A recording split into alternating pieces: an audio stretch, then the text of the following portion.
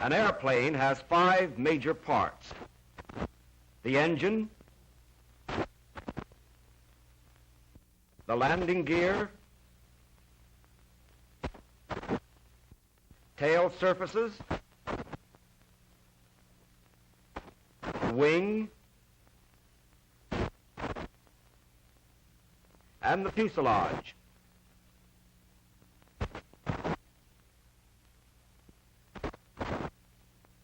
The structure beneath the fabric of the airplane is a rigid framework constructed primarily of steel tubing, first-quality wood, and sheet aluminum.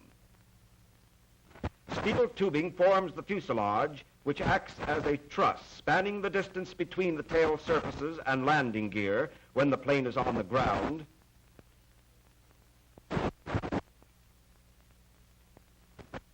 and between the wing and tail surfaces when the plane is in flight. It is designed and built to support heavy loads and withstand great stresses. By using chrome molybdenum steel tubing, both lightness and great strength are ensured. Tubing is first cut to length on a radial carborundum saw. Since each piece is designed for a specific place in the fuselage, its ends must be accurately cut to the proper form. This cutting process is known as nibbling. The nibbling machine bites off bits of steel, doing the operation rapidly and with precision. The pattern of the shaping die is so closely followed that no further machine operations are necessary. The tubes which will form a side frame of the fuselage are assembled in a jig. Each fuselage, of course, has 2 side frames. Tubes are securely clamped in the jig during the preliminary welding operation, which is known as tack welding. It is done by placing small drops of welding material at the ends of the tubes to keep the entire assembly in place when it is removed from the jig. Later, a complete welding job will unite all parts of the fuselage into a single unit of steel. Welding and the use of steel tubing have produced aircraft structures of exceptional strength, durability, and lightness. They have replaced the old complex wood and wire structure, which needed constant attention. The use of the jig in forming this side frame ensures an accurate fit in the main frame jig. 2 of the tack welded side frame assemblies are clamped in the main frame jig, which holds them in alignment, while cross members and internal bracing are added. The addition of these tubes to the side frames forms the basic fuselage structure. When added, the tubes are tack welded in place. Although the tacking process forms only partial welds, it binds the tubing together so that the fuselage structure, which has now taken form, can be removed from the jig. Welding is done by highly skilled workers specially trained for this important job. Many of them are girls, whose handling of a welding torch has shown them to be as efficient as men in this work.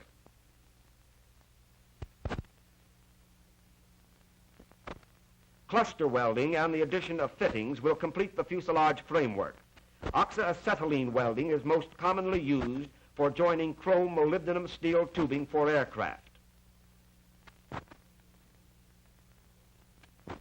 Additional metal needed to fill the gaps between the tubing joints is furnished in the form of welding rods. They are composed of the same materials as the tubing. The joint tubes are strong and rigid and will support far greater bending and torsion loads than the fuselage will be subjected to when the plane is in flight. The fuselage is given its final shape by light, non-load carrying members called fairings. This shaping of the fuselage is important to the ultimate performance of the airplane, which must be streamlined to reduce air resistance or drag. Its surfaces must be smooth to ensure the best flight characteristics. During all these processes, inspection after inspection takes place. Every weld is minutely examined, and only when all have been found to measure up to rigid standards are they approved. Every detail of construction is thoroughly checked. All dimensions are gauged for accuracy to make sure that the finished airplane will be highly efficient. Probably no other manufactured units undergo more thorough inspection in the course of construction than aircraft. In the priming booth, a solution of zinc chromate is flowed on the fuselage structure. Protects the tubular framework from corrosion and rust. Since it is easier to install equipment before the airplane is covered, the cabin is fitted with a plywood floor, stabilizer control and indicator, rudder pedals, seats, control sticks, and the necessary control cables. The cables, which run the full length of the fuselage, connect the elevator, rudder, and stabilizer units of the tail with the controls in the cabin. A control stick operates the elevator by a fore and aft movement, and the ailerons by a side-to-side movement. Grease is applied and bearing caps hold the assembly in place. This tube on which the sticks are mounted is called the torque tube. It is essential that the controls operate smoothly and that all workmanship on the fuselage be thoroughly and minutely inspected before the structure is concealed beneath its fabric covering. The fabric used for covering is a finely woven long staple cotton material, which has been mercerized to strengthen it and increase its absorption characteristics. The cloth is stretched over the tubular flipwork and is securely fastened in place by the strong adhesive qualities of airplane dope.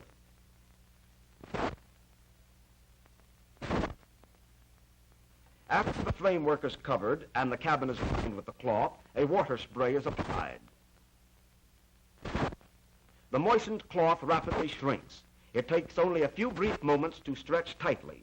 You actually see the wrinkles disappear in this close-up view. The fuselage is moved from operation to operation in the production line by means of an overhead monorail system. At a sub-assembly, the sheet metal fuel tank is installed in the forward part of the fuselage. It is covered by an aluminum cowling and is separated from the cabin by a stainless steel firewall. In a well-ventilated booth, as many as 7 coats of airplane dope are applied. Dope, a highly inflammable cellulose solution, increases the strength of the fabric and shrinks it still further.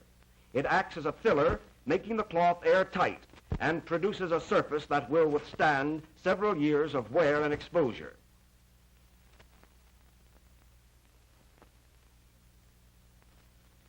The landing gear supports the airplane when it is resting on the ground. It functions as an efficient shock absorber during landings and takeoffs. The shocks of landing are absorbed by rubber shock cords. Telescoping steel struts transmit these shocks from the wheels to the cords. Shock cord consists of many small strips of rubber about the size of common rubber bands, all bound tightly together by a woven fabric cover.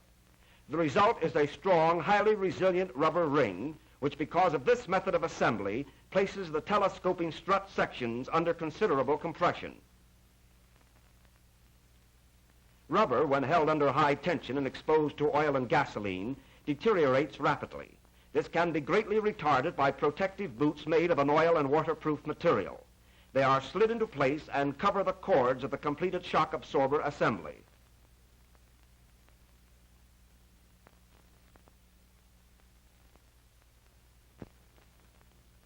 The welded tubular steel framework of the landing gear is primed by immersion in a zinc chromate solution. It is covered and finished in the same manner as the other fabric-covered surfaces of the airplane and is completely assembled before being installed on the fuselage. Brakes of the internal expanding hydraulic type are installed. They are actuated by foot pedals located in the cabin.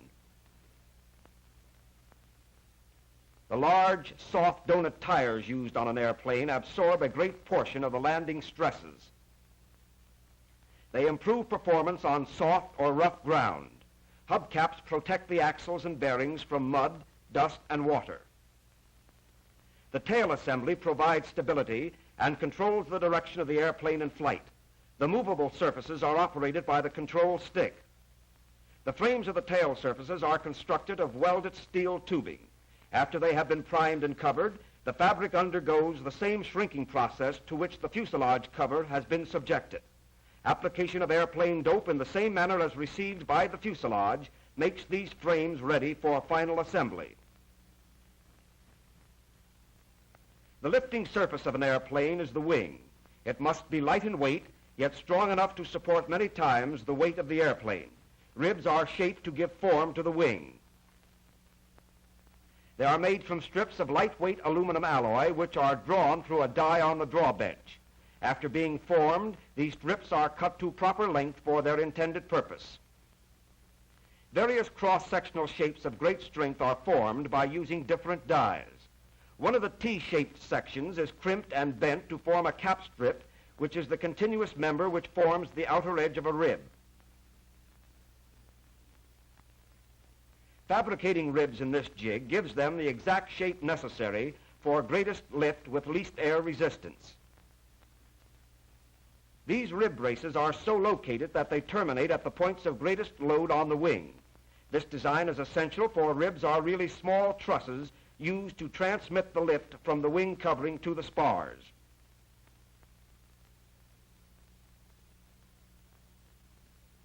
The permanent joining of these members, since they are aluminum alloy, is done on an automatic riveting machine. This work is done in less than 1/3 the time required by the former hand method. Holes are punched, the rivets inserted and headed in 2 operations. This 8-ounce rib can support several hundred times its own weight. Spars are the main structural members of the wing. For light airplanes, they are made from carefully selected, straight-grain, kiln-dried spruce. The spruce has been joined, milled, and varnished. A jig has been used to drill accurately the holes for the attachments. When the airplane is in flight, the lift covering is transmitted to the spars by the wing ribs.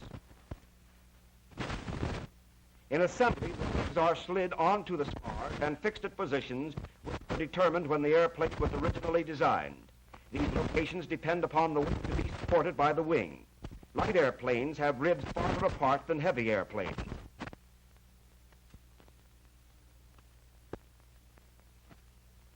Internal struts and tie rods resist drag loads on the wing in flight and retain the true form of the wing. The drag loads subject the struts to compression and the rods to tension. Since the attachment holes have been pre-drilled in the spars, the compression struts are quickly bolted into place.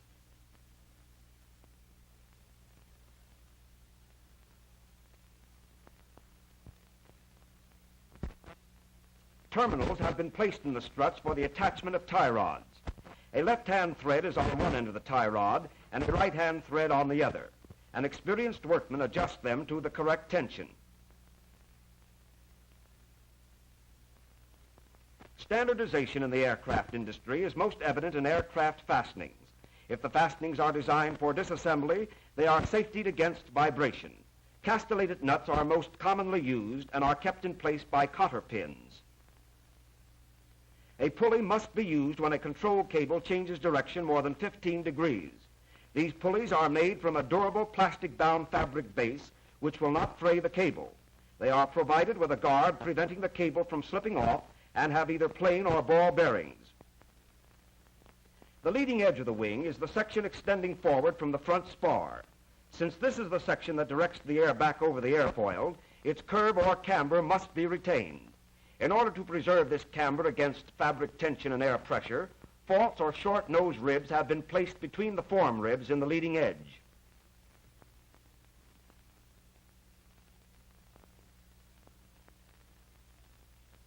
A false spar, which carries little or no load, is placed between the rear spar and the trailing edge. It forms a slot for the aileron. The trailing edge, like the leading edge, is shaped to carry out the camber of the rib. The most widely used form on light airplanes is a V-shaped channel. This is thin sheet aluminum, which is strong, light, and rust-proof. It is readily fastened in place by sheet metal screws.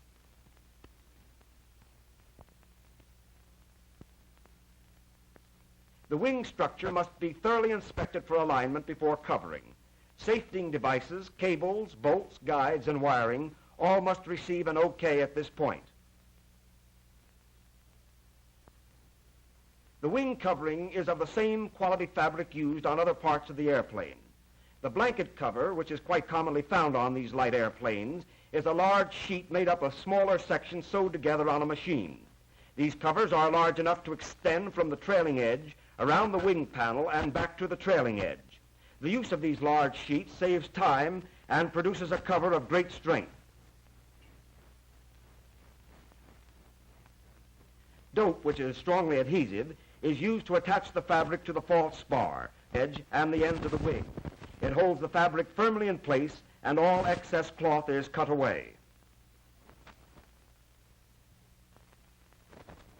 Again, a water spray thoroughly wets the fabric, causing it to shrink tightly over the wing structure. Shrinkage occurs very rapidly.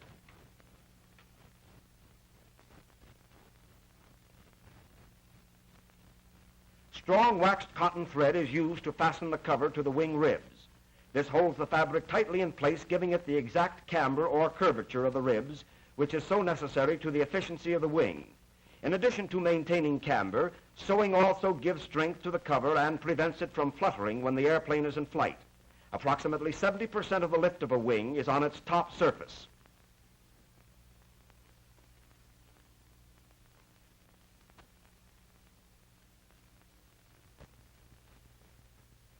This slow motion shows how this important knot is made. It cannot open even if the thread to adjacent knots is cut. Therefore, each loop around the rib is actually a secure binding in itself. In the root sections of the wing, which are those portions adjacent to the fuselage, the stitches are closer together because these sections are subjected to the slipstream of the propeller.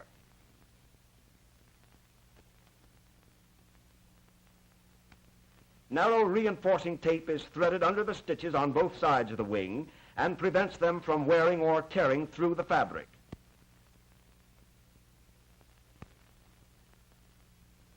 The covered wing panel is promptly sent to the paint booth so that the first coat of dope may be applied before the fabric loses the tautness it has received.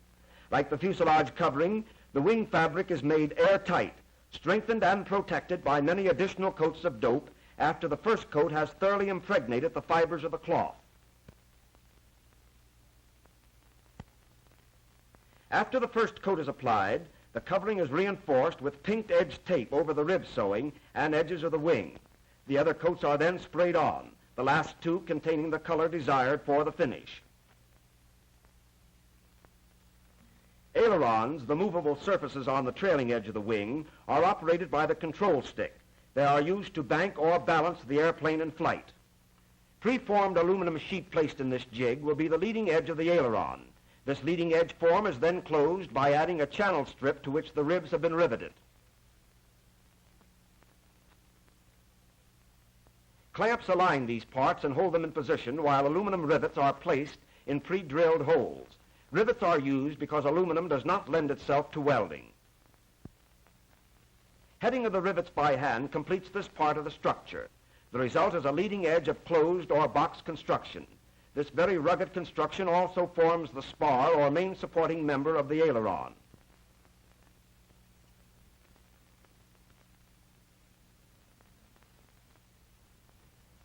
The trailing edge is applied in the same manner as it was fastened to the wing. Thorough inspection of the aileron structure is made to ensure ease of operation and delicate control of the airplane in flight. Being a pilot herself, this inspector fully appreciates the importance of thoroughness.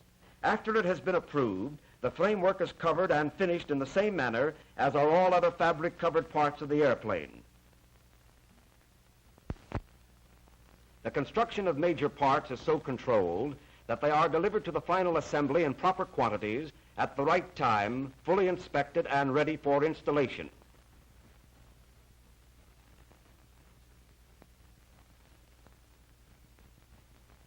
These shock struts are attached to rugged fittings welded on the main fuselage frame. They control the movements of the side frames of the landing gear and the movements of the wheels. Takeoff and landing shocks are transmitted to and absorbed by the rubber shock cords. When the airplane is moving on the ground, forces on the landing gear cause the wheels to move upward and outward, while the rubber acts to retard and smooth this action.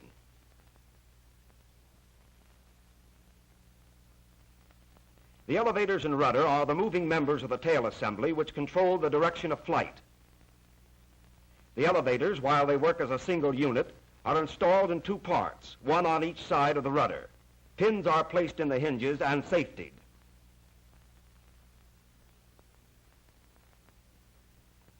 Although each unit of the elevators has its own control horn or lever, Both are fastened together at the control cable fittings and act as one.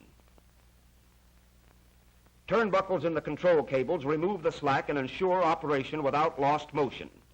Turnbuckles are safetied with non-rusting wire to prevent them from changing their adjustment or coming apart.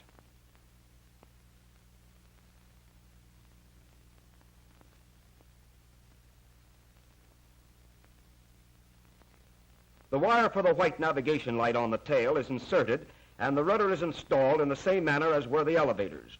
Control cables with turnbuckles are attached and safetied. Safe air transportation today is largely due to the safety devices used on the airplane. Easy operation of all controls makes flying a pleasure.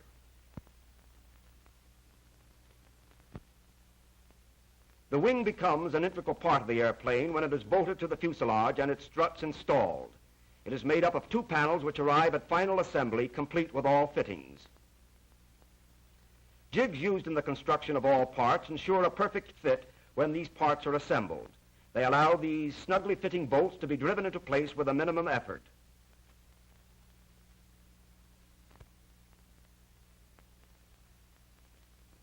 The wing is supported by tubular steel lift struts that help carry the weight of the airplane while it is in the air. They support the weight of the wing when the airplane rests on the ground. The aileron control cables, which were placed in the wing during construction, are brought out and connected to the top of the aileron. The other ends are linked together in the fuselage. Cables from the lower surface of the ailerons follow the struts to the control stick assembly in the cabin. Aileron action is checked carefully by operating the control stick. With the airplane in flying position, rigging or alignment of the wing is carefully checked with a specially adapted level. Any necessary changes are made by altering the adjustable end of the struts. Windshields are made of light, flexible, transparent pyralin. They are drilled and riveted to their fittings, which are fastened to the airplane with screws. The flexibility of the pyralin allows it to be bent in a manner providing excellent visibility and low air resistance. The light, powerful engines arrive at the plant completely assembled. They have 4 cylinders horizontally opposed and air-cooled. The engine mounts and controls are installed in a sub-assembly line. 4 bolts secure the engine mount to the fuselage. The controls are connected through the firewall to the cabin.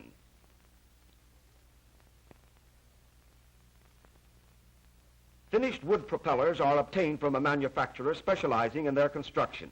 They are mounted directly on the engine crankshaft. Propeller inspection covers workmanship and quality, and after they are installed, alignment. The engine cowling is sheet aluminum formed in an hydraulic press. It is placed over the engine to reduce drag and improve cooling. Simple but effective cowling clips secure the cowling. 3 platform scales placed under the wheels and tail indicate the weight of the airplane when it is empty. The sum of these 3 readings is the total weight empty. The weight empty includes only the airplane without fuel, cargo, or passengers. The useful load is the weight of the fuel, cargo, and passengers. The gross weight is the sum of these 2. To carry its specified load, the weight empty must be kept within a certain limit. The inspector has found the weight to be within its limit. After the tank is filled with gasoline, the airplane is taxied to a concrete base known as the compass rose. This base has all of the compass points marked on it. The compass must be compensated to counteract the effect of the magnetic materials used in the construction of the airplane. This is done with the airplane supported in flying position and with the engine running. The first reading is checked with the plane pointing directly north. After the reading is carefully noted, the plane is swung to the east and the reading again checked.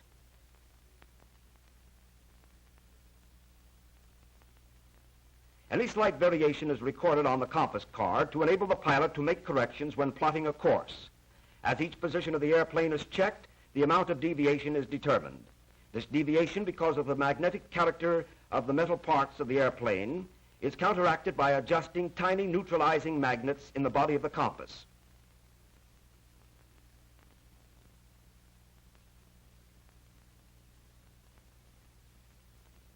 Any remaining deviations are reported on a card which is mounted beside the compass for reference. With the compass checked and deviations recorded on its card, the plane is ready for its flight tests. Experienced pilots who almost become a part of the airplane are employed because of their ability to detect practically unnoticeable flaws in its performance. A short, quick run, and the airplane leaves the ground and climbs rapidly. It takes only a few minutes to gain several thousand feet altitude, where the first of a series of tests will take place.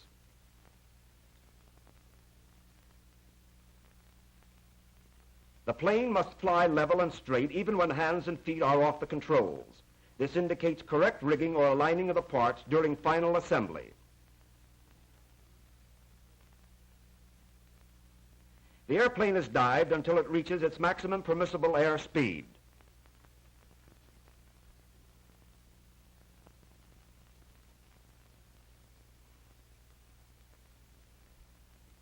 The pilot deliberately puts the airplane into a tailspin to prove that it has the ability to recover and regain normal flight. The Civil Aeronautics Administration requires that after a 6-turn spin, every airplane must recover in not more than 1 1/2 turns with hands off the controls. This is further proof that the light airplane of today incorporates sound design and careful workmanship.